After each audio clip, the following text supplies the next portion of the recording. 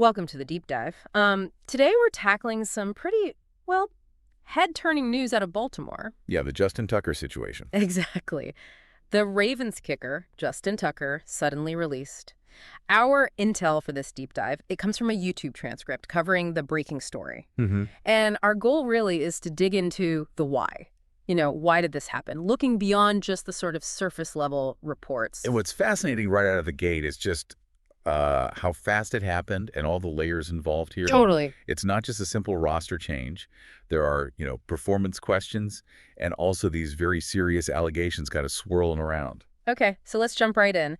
The news, first reported by Adam Schefter, the NFL insider, is that the Baltimore Ravens have parted ways with Justin Tucker, their longtime kicker. And this happened right on the heels of the draft. Where they drafted another kicker, Tyler Loop. Exactly. That timing, it's certainly telling, isn't it? For a team to use a draft pick on a kicker, which the Ravens have never done before.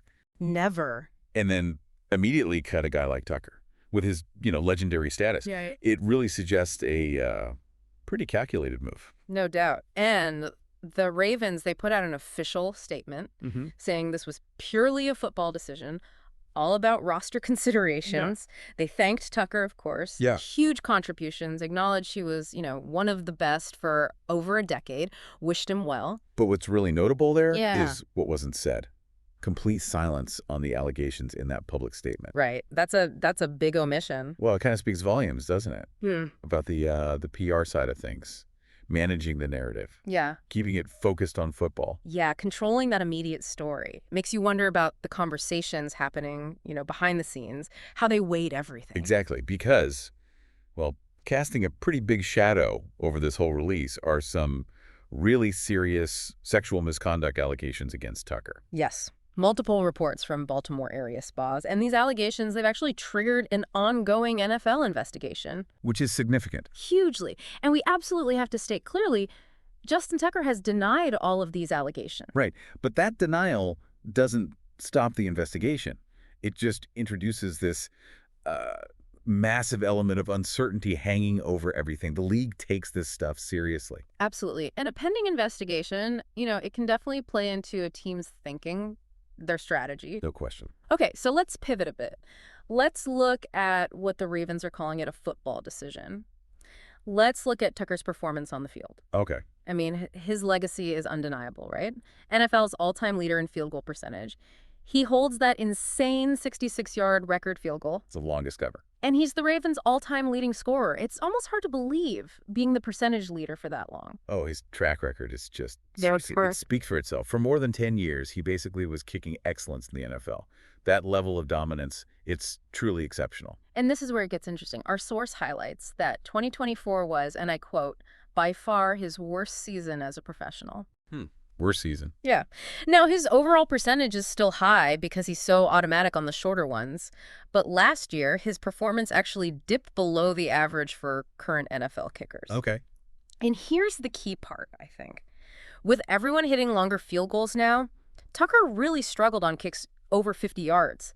The last two seasons combined, only 7 out of 16. Wow, 7 for 16. Mm-hmm. That's a noticeable drop, especially on those longer kicks, the ones that can really change a game. That used to be his signature. Exactly. So, that decline, particularly from that range, it does offer a pretty concrete football-related reason for the Ravens to maybe think about a change. Yeah, it gives them that justification. So the NFL, consistency and having that reliable range, it's just, it's non-negotiable for a kicker. And the direction they went, drafting Tyler Loop from Arizona, which, again, is really significant because, as the source pointed out, he's the first kicker the Ravens have ever drafted. Ever. Using actual draft capital. Yeah, spending a pick on that position. And Loop, apparently he's got a really strong leg, hit a 62-yarder in college. So, yeah, investing a draft pick like that, it sends a very clear message about what they want for that position going forward. Yeah. And the fact it's a first for the Ravens just kind of underlines how important Loop might be in their plans.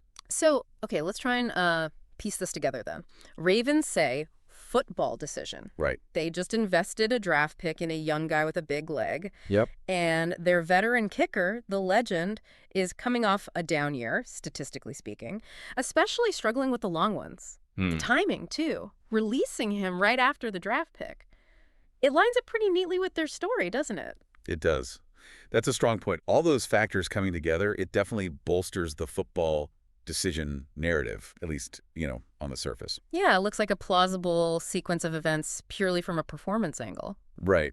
It suggests maybe things just converged in a way that led to this outcome based purely on the football side. And our source actually brings in an insider view here, Jonathan Jones from CBS Sports HQ. Okay, what's he saying? He suggests this release isn't actually a huge surprise when you factor in those elements drafting Loop, Tucker's recent struggles. Ah, okay. So maybe people inside the league kind of saw this coming, or at least saw it as a possibility, even before the allegations really blew up. Seems like it adds another dimension, suggesting it wasn't totally out of the blue for league observers. Interesting. Now, let's circle back, because we have to the NFL investigation. Yeah, the elephant in the room. Definitely. Our source got an update.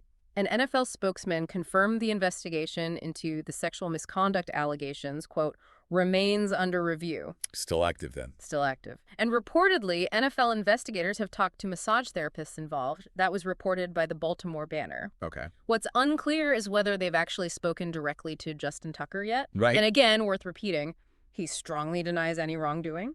Of course. But the fact that the investigation is still open, that's critical here. It means there's this unresolved risk, potential consequences down the line. Stuff the Ravens would absolutely be thinking about. You'd have to assume so. And the league, they'll want to be thorough, conduct a proper, impartial process. Yeah. And it was also noted, interestingly, that the Ravens had previously said they would wait for the investigation's findings before making any decisions about Tucker. Oh, they said that before the draft and release. That's right, before they drafted Loop and then cut Tucker. So naturally, this leads to the big question, really. This have happened anyway. Exactly. Would they have used a draft pick? Would they have made this release if these very serious allegations hadn't surfaced? It feels impossible to know for sure. And that's the central puzzle, isn't it? We've got these two pretty significant potential reasons for the Ravens' decision. Right. Performance dip. And serious, unresolved allegations. Trying to untangle which one carried more weight, or if they were maybe looked at completely separately inside the team. Yeah. We can only really speculate on that. Yeah, pure speculation. So, okay, thinking about Tucker himself, what does all this mean for his future in the NFL? Well, that open NFL investigation is obviously a massive hurdle right now. Huge. Our insider source, Jonathan Jones, again, he believes it's pretty unlikely any team will sign Tucker before that investigation wraps up and the findings are public. That makes sense. Yeah, it seems like a sensible take. Teams would be hesitant, right? Bringing in a player facing allegations like these, potential league discipline, especially with all the scrutiny on player conduct these days. Absolutely. So the potential outcomes here, what are we looking at? Well, you could see a scenario where if the NFL investigation completely clears him, maybe he gets another shot somewhere in 2025. It's possible. Okay. But the flip side? The flip side, if the allegations are found to have merit, if they're substantiated, it would likely be very, very difficult for him to get a contract, especially when you add in the recent performance issues. And his age. And his age, yeah. He's 35 now. So you combine potential off-field trouble with a clear dip in his long-range kicking, plus his age for a specialist. It makes for a really complex and pretty uncertain path forward for him in the NFL right now. Yeah, very uncertain. Okay, so to kind of bring our deep dive toward a close here, the Baltimore Ravens cut their legendary kicker, Justin Tucker. Yep. Officially, it's a football decision coming right after they drafted a new kicker. But this decision happens, right in the middle of serious ongoing sexual misconduct allegations, which Tucker denies, and there's an active NFL investigation. And to be fair to the Ravens' explanation, his recent struggles on longer kicks do give them a tangible football-related reason that fits their story. Right, it does align. What's really, I think, thought-provoking here is just how tangled all these different things are. Exactly. You've got the team's carefully crafted official line. Yeah. You've got the actual stats showing a performance decline in a key area. And then you have the sheer gravity of these unresolved allegations hanging over everything. It really just highlights the complicated, often kind of murky decision-making that goes on inside these pro sports teams.